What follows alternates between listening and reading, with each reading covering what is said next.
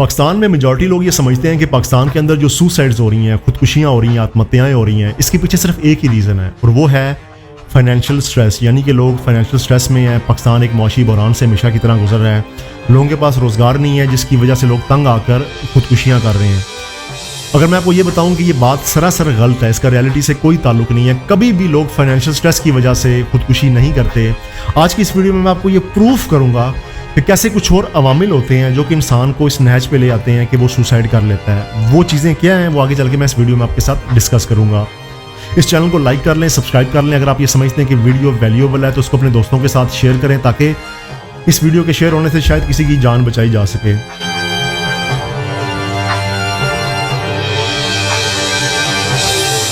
आज की इस वीडियो का आगाज़ मैं एक छोटे से सवाल के साथ करूंगा कि पाकिस्तान के एक बड़े मायनाज और एक अच्छे इस्लामिक स्कॉलर हैं जिनके पास दौलत भी है, इज़्ज़त भी है, शोहरत भी है। मैंने वीडियोस देखी हैं कि लोग उनके पाँव दबाते हैं।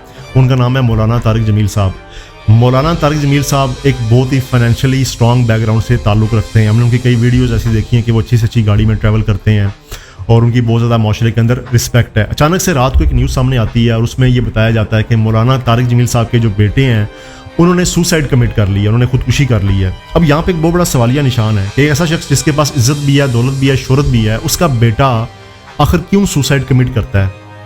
यहाँ से ये बात प्रूफ होती है या सामने आती है कि there is something wrong else, कहीं और पे कोई प्रॉब्लम है जो कि इस नहज पे लोगों को ले आता है कि लोग सुसाइड कर लेते हैं। फाइनेंशियल स्ट्रेस की वजह नहीं होती। एक मोहतात अंदाजे के मुताबिक यूके के अंदर हर साल 6000 लोग खुदकुशी करते हैं, सुसाइड कमिट करते हैं। यूके एक फाइनेंशियली स्ट्रॉन्ग मुल्क है, वहाँ पे बेरोजगारी अलाउंस भी होता है। अगर आपके बच्चे हैं तो उनको पालने के लिए आपको बाकायदा वजीफा दिया जाता है।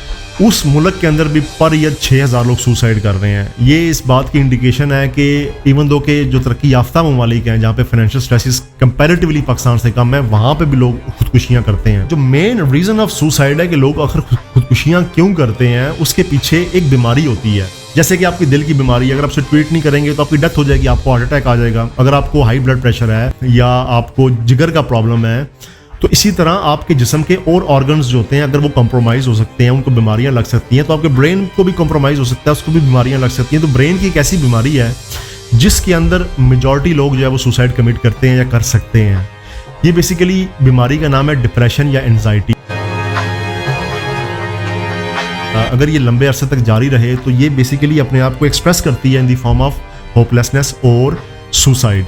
अगर आपको ये बीमारी है या अगर कुछ इस तरह की इंडिकेशंस है तो there is a high probability कि आप फ्यूचर में अगर ट्रीटमेंट नहीं लेते तो आपकी डेथ हो सकती है। इंसान की बॉडी का कोई भी ऑर्गन अगर कंप्रोमाइज़ हो जाए और उसको बर वक्त ट्रीट ना किया जाए तो वो बॉडी एक डेंजरस सूरत-ए-हाल इख्तियार कर लेता है, आपकी जान जा सकती है। कैंसर अगर पहली स्टेज पे हो पकड़ा जाए, बंदा ट्रीटमेंट करके उसका कोई ना कोई हल निकाल लेता है। लेकिन अगर वही कैंसर स्टेज 4 पे चला जाए, पूरी बॉडी में फैल जाए, फिर उसको रोकना, उसको कंट्रोल करना नियर टू इम्पॉसिबल हो जाता है। इसी तरह जो जहन है ये एक बॉडी का ऑर्गन है और ये बड़ा कम्प्लेक्स है, बड़ा पेचीदा है। अगर इसके अंदर कोई प्रॉब्लम आ जाए, इसके जो हार्मोन्स होते हैं या इसके जो न्यूरोट्रांसमीटर्स होते हैं उसके अंदर कोई अनबैलेंस आ जाए, कोई भी बीमारी हो जाए, तो उस सूरत में आपका ज़हनी तवाज़ुन ठीक नहीं रहता और आप गलत किस्म के फैसले करते हैं उस बीमारी के अंदर रहते हुए, जिसकी वजह से लोग सुसाइड करते हैं। बात करते हैं कि वो कौन से ऐसे पोशीदा छुपे हुए अवामिल हैं जो कि इंसान को सुसाइड की तरफ लेके जा सकते हैं, जिसमें से सबसे पहली चीज़ ये है कि वेस्ट के अंदर एक रिसर्च हुई और उन लोगों को इंटरव्यू किया गया जिन लोगों ने सुसाइड अटेम्प्ट की थी या सुसाइड करने के बाद वो बच गए थे। जब उनका इंटरव्यू किया गया तो पता चला उसमें से मेजॉरिटी लोग वो थे या ज़्यादातर वो लोग थे जो कि पूरे हफ्ते से सोए नहीं थे। स्लीप अगर आपकी पूरी नहीं, अगर आपकी नींद पूरी नहीं, अगर आप रात को देर तक जाग रहे हैं, 4 घंटे सो के सुबह आप ऑफिस चले जाते हैं, तो आपके ऊपर स्लीप प्रेशर जो है वो डेवलप होता रहता है। और वो स्लीप प्रेशर जब बिल्ट अप होता है तो कुछ अरसे बाद जाके आपका ब्रेन जो है वो नॉर्मली बिहेव करता, आप अजीब अजीब काम करना शुरू हो जाते हैं।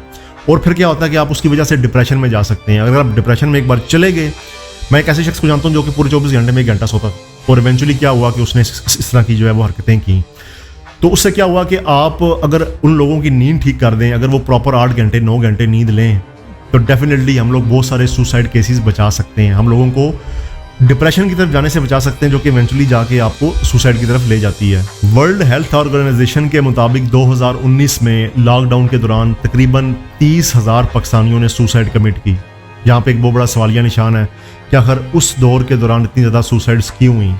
जब आप ज़हनी तौर पे आइसोलेशन में चले जाते हैं, जब आपको किसी भी वजह से आप लोगों से घुल मिल नहीं पाते बल्कि एक जगह पे कैद होकर रह जाते हैं, तो उस सूरत में सुसाइड होने का जो प्रोबेबिलिटी होती है वो बहुत ज़्यादा बढ़ जाती है। जब लॉकडाउन हुआ, आपने लोगों को घर से बाहर निकलने को छोड़ दिया, सोशल जो गैदरिंग थी, जो सोशल आउटिंग थी वो ख़त्म हुई, तो आइसोलेशन की वजह से बहुत सारे लोग जो है वो ज़हनी अपनी उस चीज़ को मेंटेन नहीं रख सके और उसकी वजह से वो इस किस्म की बीमारियों का शिकार हुए और फिर उन्होंने बाद में सुसाइड्स कमिट की। तो यहाँ से ये इस चीज़ की इंपॉर्टेंस पता चलती है कि लोगों के साथ मिलना, घूमना फिरना, आउटिंग करना, इंजॉय करना कितना ज़रूरी है आपकी मेंटल हेल्थ के लिए। उसके बाद सबसे जो इंपॉर्टेंट कॉज ऑफ सुसाइड है वो है ड्रग अब्यूज़। अगर आप कोई भी नशावर चीज़ें इस्तेमाल कर रहे हैं, अगर आप शराबें पी रहे हैं, चरस पाउडर, गांजा, अफीम कर रहे हैं और एक्सेसिवली कर रहे हैं, तो वक्ती तौर पे तो कुछ नहीं होगा, लेकिन आफ्टर सम टाइम आपका जो ब्रेन है वो कॉम्प्रोमाइज़ हो जाएगा।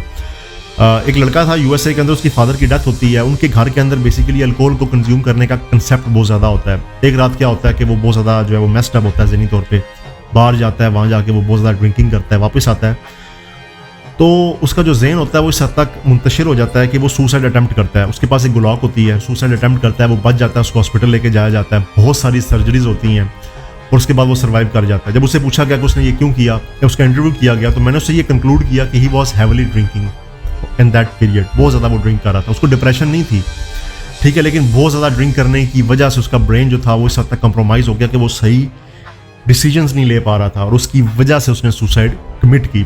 हनी सिंह बहुत फेमस सिंगर हैं। हनी सिंह अपने इंटरव्यूज़ में ये बताते हैं कि he was doing 12 joints a day, जो कि बहुत ज़्यादा होते हैं, और उसकी वजह से उन्होंने और भी बहुत ज़्यादा नशों में इंडल्ज हो गए थे। इवेंचुअली उन्होंने उनका जो कैरियर था वो कंप्रोमाइज़ हो गया था।